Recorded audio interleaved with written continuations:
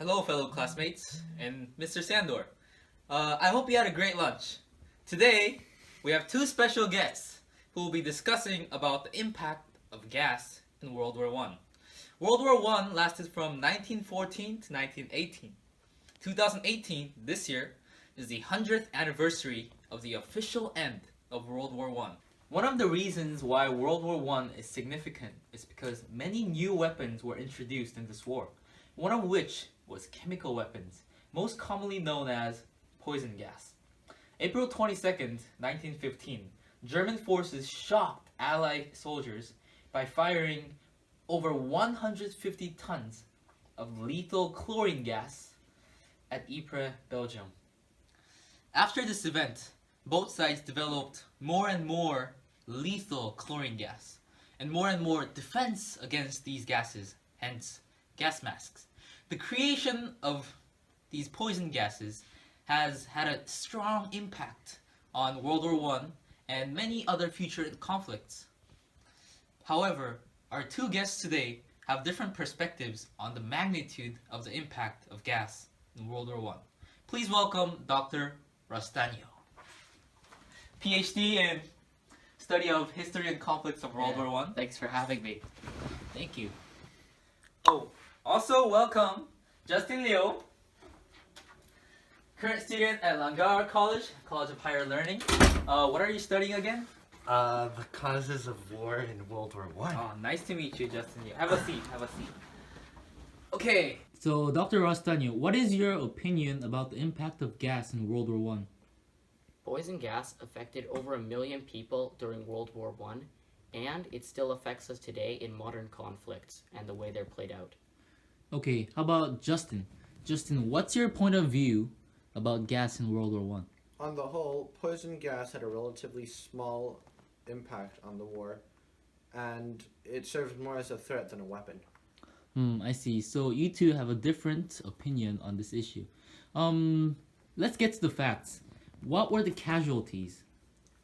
1.2 million people were affected by the gas, and 90,000 people were killed by the gas. Despite the big number, 90,000 was a mere 2,000ths of the 37 million people that were killed in the war. Artillery shells alone contributed to more than 73% of the total deaths, or 27 million deaths. So I see that there were a lot of deaths, but if you look at it relatively, it's not so much. How did the gas change the way the war was fought?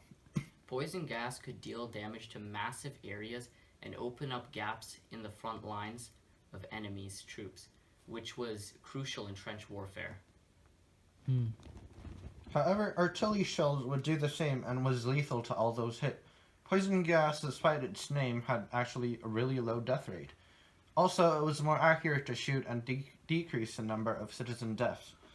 Also, both sides promoted defense against poison gases and led to an even low death rate. As far as I know, the gas attacks were strongly dependent on the weather. How did this impact some of the attacks? Poison gas was usually just projected into the enemy trenches, and so a gust of wind could blow them back.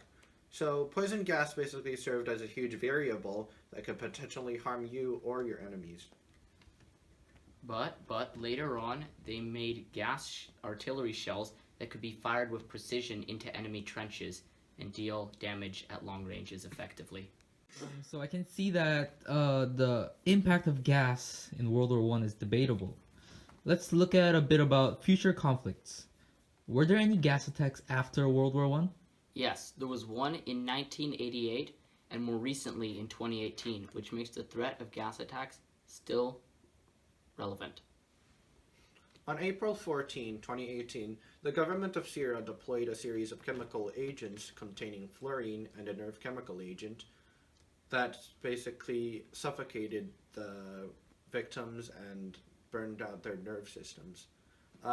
In response to that action, the UN, headed by England, the US, and France, deployed a series of missiles that targeted Syria's army bases, setting an example and a warning to those who would use chemical agents in modern times. If chemical weapons were of large enough caliber to have missiles sent to the site, then I believe that they must have had a significant impact. Adding on to that, soldiers today still have to train for a gas attack, which means that if people still today are training for an attack like this 100 years later, then gas attacks must have had a significant impact. Well, thank you for your time today. I hope you guys had a deeper understanding of World War I and the gas involved in it now after watching this video. Well, have a great day. Dude, Oh, also welcome Justin Leo. Hello? Come in. Welcome Justin Leo, current student at Langara in the studies of No. World War II. No.